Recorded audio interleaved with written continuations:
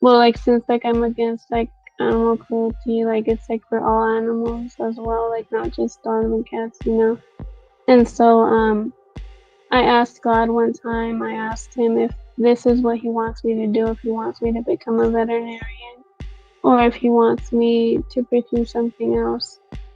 And then he answered me and told me that yes, I put those dreams in your heart for a reason.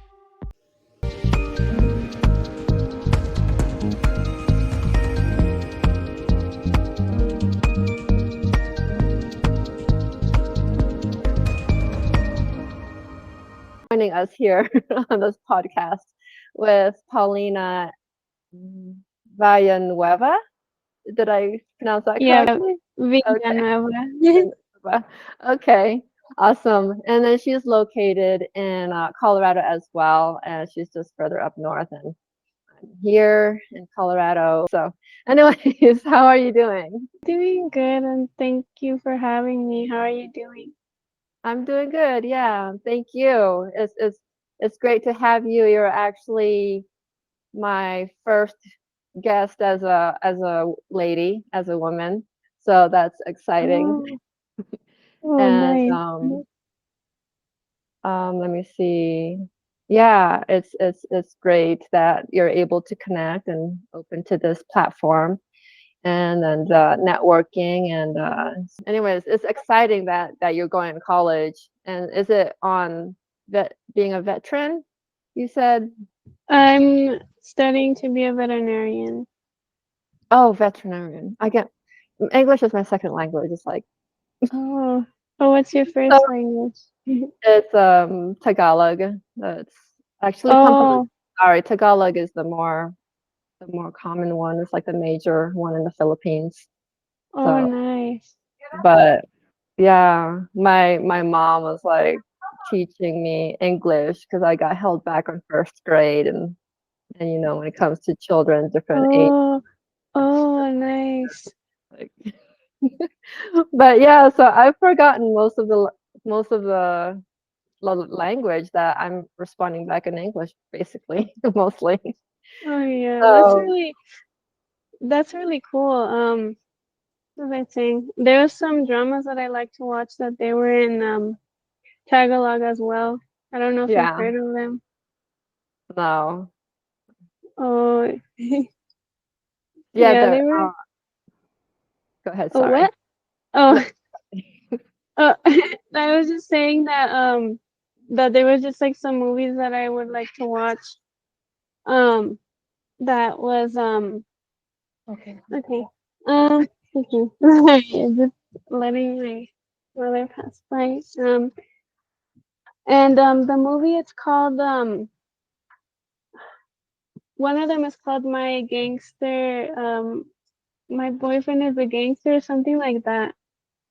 Oh my gosh, I think I have heard of that title. Oh my gosh. Like, like when you go through different threads, the YouTube gives you some kind of feed, and it's Mhm. like that's actually like one of them. And I was thinking, oh, I can't watch it because it's in that language. But Uh, so yeah, so how is college going when it comes to uh studying the veterinarian aspect of it? it is going good. Right now I'm not taking that class yet. It's next semester that I take the animal science course, Mhm. and um, yeah, but I am excited for it.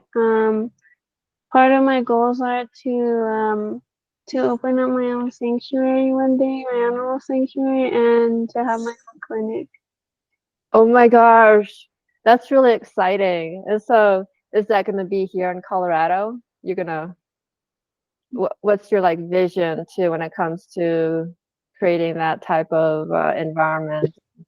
Um, Be a non-profit and well, yes, I'm thinking about it being that way as well. mhm. Yes, and I'm thinking of like perhaps like um Yes, and then my friend also wants to join me as well because I made a friend that she wants to be a veterinarian as well. She has like somewhat the same like goals as me, and she's planning on we're planning on working like together in the future. The vision leaning towards assisting cats and dogs, or is it all ranges of animals of I'm planning on helping all forms of animals, wildlife, pets, um, animals like cows, pigs, all sort of animals, birds as well. There's not very many veterinarians as well that help birds, so I also think that would be a good idea as well. Because I've helped birds in the past, but it was always a struggle to find a veterinarian that would help with the birds because they only did dogs and cats since most people have dogs and cats and whatnot. there's my husband's niece, she's actually in that field, and she loves the animals, and she whenever our puppies were going through something, would ask her if she ends up being around. And Oh, that's she's just nice. like, I think she's been interested in that forever. And so it's become like a natural ability for her to care for the animals, that instinct just comes out because she's also a starseed, in the aspect of the old soul type of Uh-huh. terminology. You can tell that she carries that type of essence of knowledge in her, and as she studies into that field, it just comes out, and so it becomes more of a natural ability in this life. And so I know it'll come out. I'm sure it's in you already because you're drawn to that field. And so Yeah, I've been helping a lot of animals since like I was like little, and I would be helping a lot of like birds um and as well as I used to not be allowed to have dogs because I would always ask my parents. I was like, "Can we get a dog? Can we get a dog?" And then they're like, "No, no, no." And then eventually, we did. She was a rescue. And then eventually I was like, oh, like it would be nice for my dog to have a companion. And huskies are cute. They talk a lot and it's funny how they sing. And then one day, there was this lost husky, and my parents usually like rarely never do this, so it was like surprising to me. But they brought her and they're like, oh, like there was this little dog that was lost, and they're like, oh, and then eventually we were able to keep her because the owner um wasn't able to keep her anymore since they were in the hospital and the hospital didn't let her bring the dog in. So she was like, "Well, you guys can have her um since they don't really let me bring her in with me, you know." so was that experience was what drew you to become a veterinarian? In my experience um with animals, like what made me want to like help them is because they don't really have many rights. Like for example, many people have like gotten away with like cruelty like with them. Like you just got like a slap on the wrist and like are let off easily. And I don't like that and like I want to make like a difference like for them. Um yeah, because I feel like they deserve to live their life um just like how I would want to live mine. Hmm. Yeah, because the animals, they really are in tune with a lot of things in life, and they know they're there as our companion, and they're there to really support a person's. And the way I see it, when we all have an animal in our life, is they're helping us in our personal growth, in our spiritual growth, and our connection with life. That they they take us out of that, of tuning in into more of how to find that. I mean, and it's Mhm. the same thing like when people work with children or anything that they're passionate about. It takes them into another world and brings them into this higher consciousness of connecting and discovering who they are. And so I was just thinking, like, so when you see these other organizations, have you gone in that field of practicing their ways of to formulate the idea of your vision for creating a clinic for yourself or these animals? Well, I do. I am part of this organization. It's called PETA X SOS. Um, and it's about like the SOS stands for Students Opposing Speciesism. It's like speciesism means like for example, if somebody says that a dog matters but a mouse doesn't, or a mouse does matter but a pig doesn't, and like things like that. And yeah, it's like how to explain this? Like it's like a bunch of like students that they're like located like in many like different areas like in the United States, but they, since I signed up for it, they would give me like shirts to be able like to promote like to spread awareness about like what we're doing, and then also like to be able to like make like protest events and things like that. And yeah, pretty much. And then eventually um I'm gonna see well, me and my friend are gonna like try to like raise up like money and like probably like um to eventually like have like our own like clinic and work together. And yeah, and as well like for like the laws for animals, like so far, well, a way that I want to like approve like the laws for animals is like I made a petition so far. You sorry, what was that? You made a I made a petition. okay.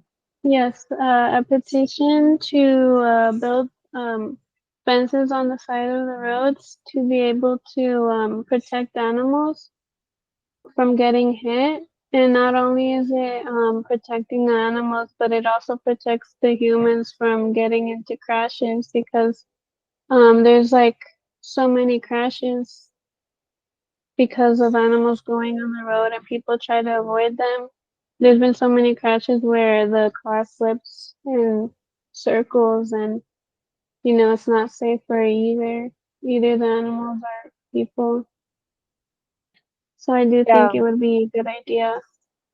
hmm Yeah, that's a really good petition cause, and the anything like that is really inspirational to watch and to see it's evolve how it evolves. And it reminds me of when it comes to animals, taking care of them, making sure that we don't crash into them. We were living in the Springs, and then like driving down the road, I remember seeing a whole bunch of us. Like if you didn't see the deer crossing the road, you'd be wondering like how come that car and a whole line of cars are stopping. But then as the line starts moving, you start seeing that it was actually a herd of deer that would cross the street, and the street lights are green, and but it was really awesome to see that all the people in that area in the neighborhood would just stop in their tracks and from driving and just allow the family of these wild Oh, herd to to walk by, and you'd see the little ones trailing oh. behind. Yeah, it is nice to see like when there are people that care. Like one time there was this prairie dog that got in front of my car, and then I put the emergency lights on and stopped, and then the car next to me, like not behind me but the one next to me, she saw, she was like, And then she was like looking like to see like if he made it to the other side yet. And then he made it, and then we all like just kept going after that. So is your friend also in going to school for becoming a veterinarian? Yes. Right now I met her through my math class, and how we started becoming friends was because the conversation started from me talking to my teacher about how I was concerned, because on the way to school there was this cat that looked like a baby cat that was like on the side of the road. Well, not on the side of the road, but like on the sidewalk close to the road. And like I didn't know if he was like alive or like not. And since like I was like a little bit like um late for class, I just asked the animal control um to, you know, like pick him up, see if he's okay. And yeah, and like I was just like telling my teacher, I was like, I hope nobody hurt him or something. Like, you know, cause like sometimes people like are just like mean like for no reason, since like they don't like cats or like things like that, you know. And then my friend, like, she started hearing what we were talking about. She's like, "What are you guys talking about?" And I was just saying, like, "Oh, like how like I saw a cat, and like I was like, I hope like nobody's like hurting them, because like it wasn't the first time that I saw a cat, you know, like that in the area close to the school." And then she was like, "It's so sad." She said, like, it's not their fault that they're stray cats, and that they're living in the streets, and you know, like whatnot. Like they deserve to be like treated like, at least like with like respect, and like not be abused. You know, like because like they're just trying to live their life. Yeah, it's hard to take care of animals, especially if they're wild. Mm. And then when it comes to those who haven't neutered them, then the complications of that just it multiplies. You're like, oh, what do I do with all these cats kind of thing. It's like, If if they like if like the whole bunch of like cats that are that like became like multiplied um in the second story that you were talking about, I think there's an organization that is called Feline Rescue, that they trap and neuter the cats, and they can even be like available to be adopted in the shelter as well. mhm, Like I think like they just check to see if they're able to be adopted. Um yeah, I think so. mhm. So I was just thinking going back to the program that you had signed up for, and you participate in some form that you're able to. Will you be tying that in your future, the clinic of that type of connection with the public, with society? Yes.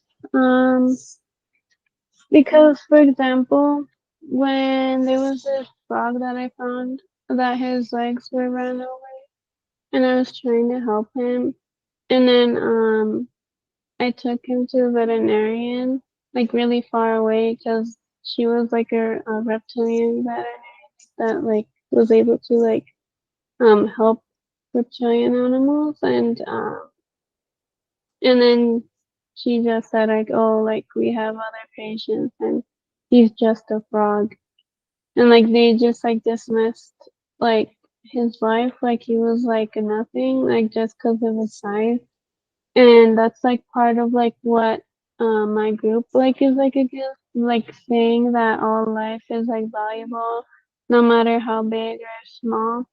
And in my clinic, I will help like every patient, and I will try my best to help every one of them and not dismiss or degrade their life just because they're small or things like that. Mhm. And then your friend has the same vision and what you want to carry through. Yeah, she wants to help a lot of animals like me as well. What envision that you guys have in mind, like when it comes to creating a clinic? And so this would be so so backtrack when it comes to you going as a veterinarian and studying it. How long that does that usually take? Is it 2 years? To become a veterinarian, Yeah. it takes 8 years in total.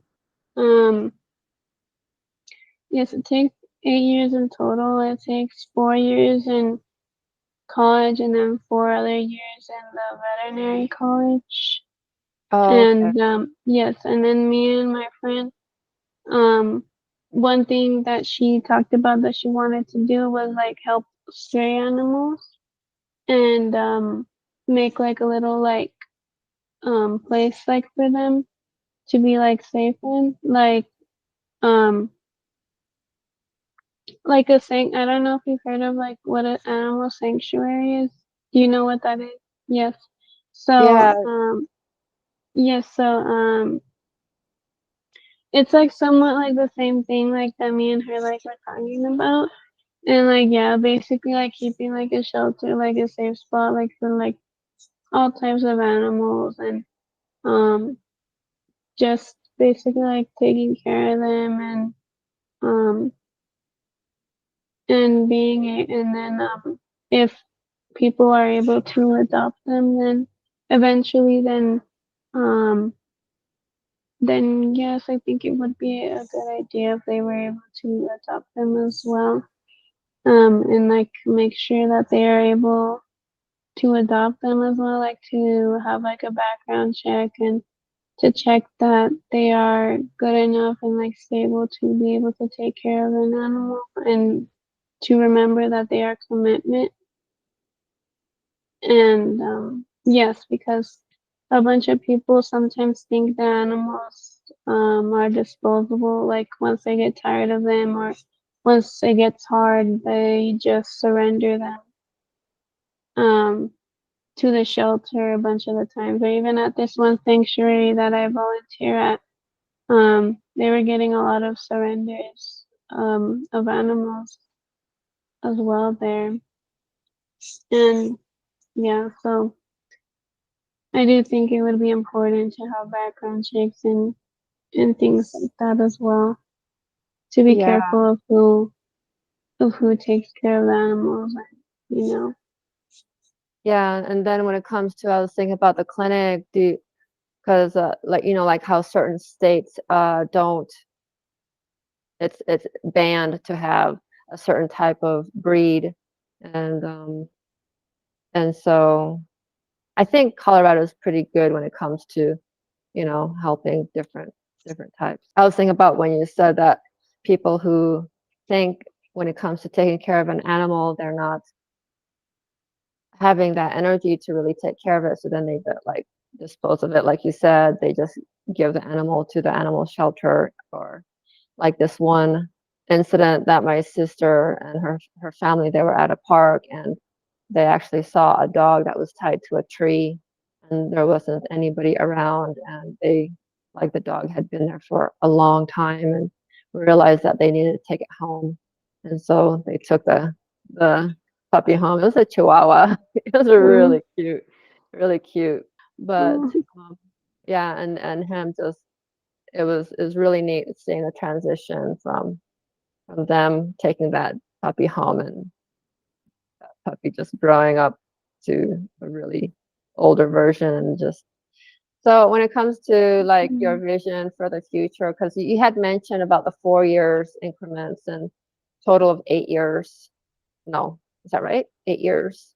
mhm. And that's a really long journey when it comes to being committed to that. Because Yeah, cause like a lot of people they just pick a job that just gets the money and yeah, like pretty much like they don't even like think like oh like if I'm passionate about this or um I think it is like good like to try to see what you're passionate about so you can be happy at the same time like wow while being able like to get like money as well. And Yeah. I know like there's like sometimes people that don't know what they want to do, and like that's like fine. Like nobody needs to know what they would like to do um like right away. Like I think like with like time like you figure like out like what your passions are, and like what you're passionate about, and then like slowly you get the idea of what you would like to do. Because I had a friend that she well me I have a close relationship with God, and yes, so whenever one of my friends she really wanted to become part of the Navy in the military, and so she tried like many times, and it didn't like work out for her. Like she kept trying and trying, and I would tell her that maybe it isn't God's plan, maybe God has something better for you. And then she's like I really wanted to do this though, and then but eventually like whenever she started to think about it, she was like, you know what, I really like helping others, and I've like usually wanted to do this since like I was like younger. And so I think I maybe want to be a nurse or a veterinarian. Um yeah, and then so whenever she applied for the school, they accepted her, and like everything went smoothly. For me as well, I tried to get a job as well because I wanted to be working and studying at the same time, because I wanted to have um something saved up to become a veterinarian, to have my own clinic and everything. And but it just like wouldn't like work out. Like I was just like I tried like many jobs, like to be in the airport, to be like a marshaller, jobs at like the store, or things like that, and like they just like would never work out, like no matter how much like I tried to do that. But then like yeah, like same like with me as well. Like whenever I like applied to the school and everything, like it went smoothly, and then I got like a grant as well. And I was like, well, I think this is what God wants me to do, and to just focus on my dreams, and then eventually everything will line up in place from there. And yeah. So, and diving into your spirituality aspect of that knowledge of discovering what you feel God wants you to do, what are the like the senses that you receive that you feel is of the that's giving you that nudge? Where Um. Well. How do I like? Okay. So, like since like I was like younger, like I had like a close like friendship like with like God, and I asked him like I would ask him questions, and he would answer me back using the Bible. Like I would ask him to help me land on a page to know what he wants to say to me, and then he would tell me to stop on the right page, and then he would answer the question for me. And so um for me, well, yes, I've always had that passion to help animals, like since I was little. I don't even like eat meat or anything like that either, because it's not like with well, like since like I'm against like animal cruelty, like it's like for all animals as well, like not just dogs and cats, you know. And so I asked God one time, I asked him if this is what he wants me to do, if he wants me to become a veterinarian, or if he wants me to pursue something else. And then he answered me and told me that yes, I put those dreams in your heart for a reason. And it is true because everything went just so smoothly. Whenever like I applied for the school and like with the grant and everything, and like he wants me to just chase after my dreams and um to help his creatures and to help be their voice basically. And yes, I've had like many experiences with God as well. Um, many I've been in many situations where there was miracles. Like, um, for example, whenever I was whenever I was trying to do a job for Uber Eats, whenever this was like a long time ago. Um, I didn't have like a car at that time or like no premium or anything, and so I was just trying. I was walking, and so I had to go through the highway walking, and because the place was kind of far, and then I was just like running as fast as I could. But then eventually my phone died, and then it was like I was like stranded basically, and my phone died, and I tried to get help like from this one store that was like nearby, and like nobody wanted to help me. They were like, "Oh, sorry, we don't have an outlet. We can't help you." And I told them if they could let me borrow their phone to get an Uber, and I'll pay them back. But they said no, and so then the other option was going to this one church that was close by, and they let me be there for a little bit, but my phone didn't charge, and then out of nowhere, this one pastor he said, "Are you okay? Do you need a ride?" Like I was just like sitting there, like like um, like. And so I told him like what happened, and he was like, "Oh, I can give you a ride if you need," and just like making sure if I was okay and everything, and um just like many times like when I've like just been like helpless and like without a solution, like he's always like helped me out. Like in that situation, like I was like, what am I gonna do?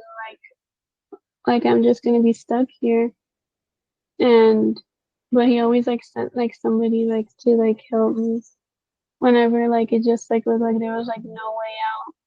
There was also another instance when I was like in a toxic relationship as well, where where my ex, he would be threatening my life and um, always talking about how he has like a gun like under his chair in the car, and um, yeah, like threatening to kill me and my family, just me being afraid for my life and um, not knowing how I was going to get out of that because he would just be saying, "Oh, if you leave me, I'll do this," and things like that.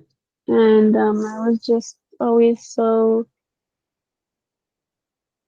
afraid of what would happen next, if I would leave him and things like that. And God will keep telling me that obviously, like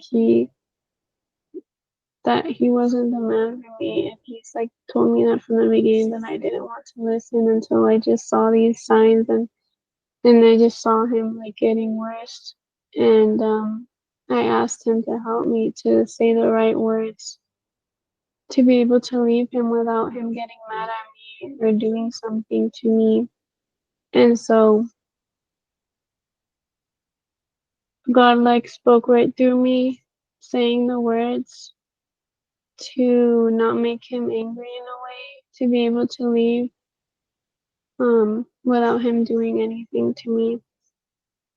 And it's just I'm very like grateful like to him for always like helping me whenever I didn't know there could be a way out, because whenever I was with him, I was like, I'm gonna be stuck here and I'll probably end up dead. And he'll start hitting me and doing all these things and probably won't be able to leave. But it was only because of his help that I was able to get out of that. And yeah, if it weren't for God, I would have been stuck in that situation, and he probably would have like started escalating his anger even worse. And there's also many other miracles that like I've like witnessed as well, but I feel like I was already talking a lot about that one. No, you're good. It was really good to hear because it really shows how God works in your life, and so listening to your story it was heartwarming, and it was really shows that God was is truly protecting you, and you're able to see the serendipities one after the other. Those miracles that happen in our life is because God is guiding us in that protection and that providence plan of what He's already given you, and you trusted the process. Because in our society, when a guy comes and asks uh, a woman, especially in their younger years, like, are you doing okay? You don't know if the person has a secret agenda in his mind to kidnap you, you know? And so, and the process of trusting that and knowing who to connect with and allow that circle of that protection to expand, it actually guides you in life. Because there's that saying when people say, well, protection only goes so far. You can only go so far when it comes to God's protection, you know? But basically, if you like put yourself in a different perspective, you it is true. You can only go so far as long as you stay within that radius of protection. And so within that radius of protection, you can go anywhere in life and be protected. And you can go into a dark city and know that you're going to be protected because you're in that time frame where God has given you that protection to be guided in that direction and not even feel like you have to carry any kind of thing for, to protect you, like weaponry, you know. So when it comes to protection, it is having that faith in God, but it's not having a blind faith. It's having a faith of knowing that when to go outside and when to come back in. And because of that circle, that radius is with you, you're able to walk wherever you need to. And so outside of that radius is where all that chaos is happening, you know. And so as you're walking within that radius, that protection, you're gonna, as long as your connection with with God and the universe, the whole life, you're tuned in, you're able to sense of what is actually a few blocks from you. You're gonna able to sense with the type of receptivity that is open within you, and that the different levels of bodies of that we have obtained from, like, in this physical world and up to different dimensions. There's different layers of bodies that we have. And so those layers are tuning in. You're receiving that type of warning signs of what's happening. And so when we're hearing from God, it's a lot of us are hearing from our assistants, our guardian angel, or our our guide, basically, because God is so busy. He's sending down his angels and he's giving those messages, and we're receiving messages from our angels and what we need to do. And yeah, and it was beautiful to hear your story about you said you were in a toxic relationship and you saw the red flags you saw. It's because God, the angels, were talking through you, were giving you that message that you need to leave that situation, and that it was like a time being for the lessons in your life. And it's like, okay, now you need to get out of it, you know, because we meet people in our life to learn lessons, to learn what we need to transition into, and so we can become a better person. And so whatever your interaction or relationship was with your ex, it hopefully helped him transition in some kind of awakening, despite with where he was at mentally. Because any type of person that is presenting that type of behavior and that narcissistic angle of guilt tripping and, scapegoat and whatever it is that makes them feel more that they're in power, it's more of an insecurity in God, or in their insecurity in self and their dignity, and wanting to control the situation. And yeah, so it was beautiful when you were saying that you allowed the Spirit of truth and the Holy Spirit and that angle of a more traditional aspect of religion to really work through you and allow you to say what you need to say, to get out of the situation is really beautiful. And, I also thought it was really, it gave me tingles when you had mentioned about going to the Bible, of just like going through verses, and when the Spirit was telling you when to stop and what page to read, and you were given the answers every time, and you kept asking, should I be a veterinarian? And you heard that God put those desires in your heart because he wants you to fulfill them. And so as long as that desire is going to benefit an individual or a society and help bring the consciousness of how to really care for one another, and not just ourselves, but for those that we interact with, of animals and people, nature, and the whole planet, we are able to have more of a deeper connection on how to really fulfill those things that God wants us to do in this life. And so, yeah, it was really beautiful and how you said it too. It's when it comes to presenting your life experience, and it like took me to that present moment when you were describing about your connection with God. So, Okay. yeah, it was really so. When it comes to just the whole aspect of following that vision that God has given you, and it shows that you have connections and want those people who want your friend that wants to help you create that clinic. And you seem really, the way when I was listening to your story, it really shows that you have that strong desire and that foundation, that dream is really, sparked you since you were a child, in the younger years. And creating that clinic, do you plan on having, or maybe it's best not to say anything and to keep it go. There's that concept of keep the vision to yourself, because it gives you the fire and the drive to go forward and follow it.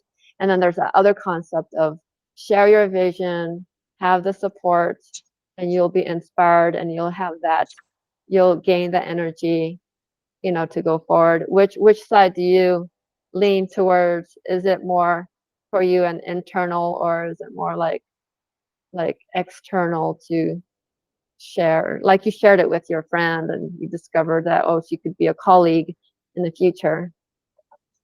Um, well, I think like it depends. Um, it depends. Like I mean, like what we were talking about, like for like those dreams, like about like the sanctuary and um my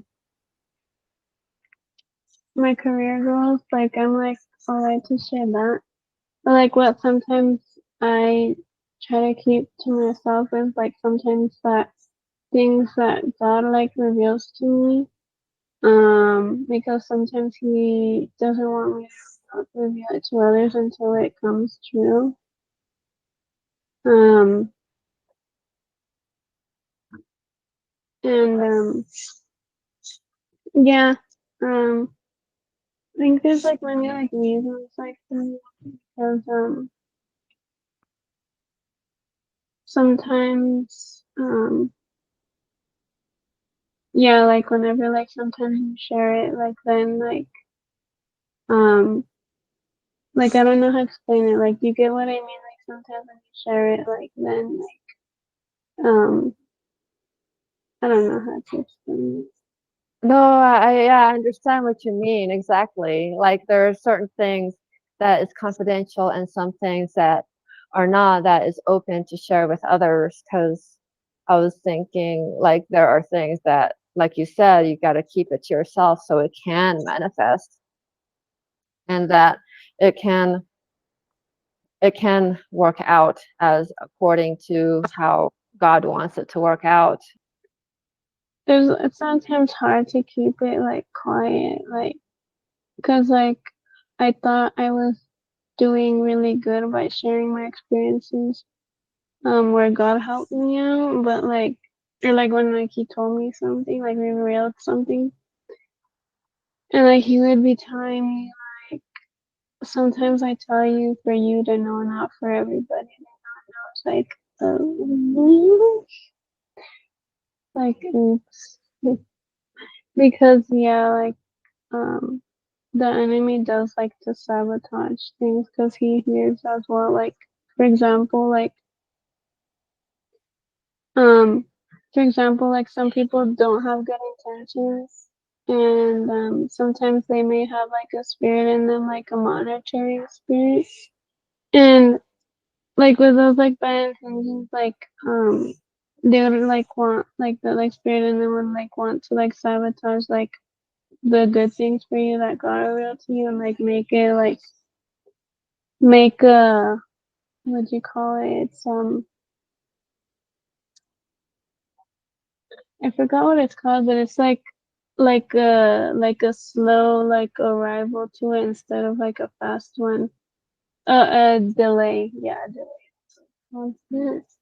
Definitely, when it comes to sharing our process or keeping it to ourselves, there will be a delay in the whole plan of things, because people will be impacted by that information, and they'll use it to their advantage or use it whatnot that will prevent that from manifesting or helping the dream to happen. And so it sounds like that you have a really good support system. Your family supports you in this path, and that you're gaining some kind of momentum in your life and where you need to go, and connecting with individuals that where God is leading you to. So, and you're here on the podcast, so I'm hoping to really, really present you out there the best as I can. So those who are listening, especially those say who are in college like you, who are in that same phase, and they want to work with you, they can really reach out to you on your media platforms that you have accounts on. And so yeah. But so was there anything that you wanted to share for the public when it comes to closing? So okay, go backtrack on the passion and life, and the because you had mentioned that God wants you to fulfill that, because if he puts it in your heart, it's because it's meant to happen. And you had talked about some people will just get a job just to get the income, and they're not really happy in it. And some people will have that drive to go through life because they're following their passion in life, and they're in that an alignment of what God and the universe is providing them. And so it sounds like that's where you're at, because that's what you're you're riding that ride since you were a kid. You're feeling that, and you're allowing that process to unfold and lead you go for lead you in the path that God has provided, because you're seeing the signs and all the serendipities and these miracles where He's guiding you that you are in the right direction. And then there's that, concept of, if you know it's supposed to happen, it's God's will, if you are having a difficult time, you know, in the circumstances in life. But then there's that other concept too of like, if you keep running into walls, you got to wake up somehow, and wake up, like, are you going the wrong direction? There's a really fine line when it comes to really following God's will in our life, and really understanding how that will looks like, because that will provide those sources of God's providential plan, and and the the things that need to take place, and that we can't take shortcuts to get there. And yeah, so going back to the passion in life, that's what drives us going forward. Is like, I've noticed that there's some people who want to be entrepreneurs, but then their reason for starting a business is on the wrong angle, is because they want to make a lot of income to be financially free. You can still do that and build your own business as an entrepreneur, but take it in the angle of spirituality and one's growth, and relationship with God, or the creator, or the universe, however, wherever one's concept is in their faith in life, what drives them to that passion of following that dream. Because no matter what trials and adversities we go through life, that angle of being passionate about that dream is going to stay with you, despite of all the things that are happening outside. But if a person goes to that different angle of just like, oh, I just want to do this because it pays, it has the money, that's where the money's at, then the motive is really, it the motive behind that, it drains you. It drains the person, because the energy is just focused on money, which is just material, versus the bigger picture of like, how can it benefit society? How can it benefit the whole planet as a whole, as the business actually starts growing, and yeah. And so I wish you well on this journey, and thank you again for having you on this podcast, on this format, and allowing to really share your story, and have others, hopefully, that they'll be able to relate to it, because there's a lot of stories out there, that stories of individuals who are in toxic relationships that really need to get out of it, and or individuals who feel lost and not sure how to listen to the guidance and the feeling it out, and where life is guiding you, because even though we are connecting and having this prayer mode and connecting with our guide, or God as a whole, basically, the higher realms of that connection, even though we're connecting with at that angle, we're still down here in this physical world, trying to remember and having a balance of not to get too stuck up there in the connection with God, because it can get pretty spiritually high, and a person can definitely get lost in that area. And depending with where they're at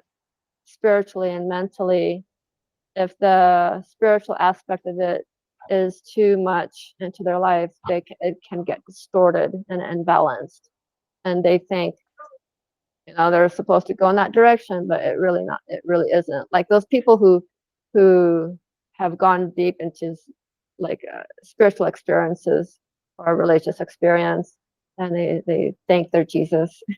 That angle of like the dangers of having a spiritual experience is, if a person isn't ready to receive it, and because they're too focused on the spiritual side, but they're not balancing it with the physical part of life, they can really distort the message and think.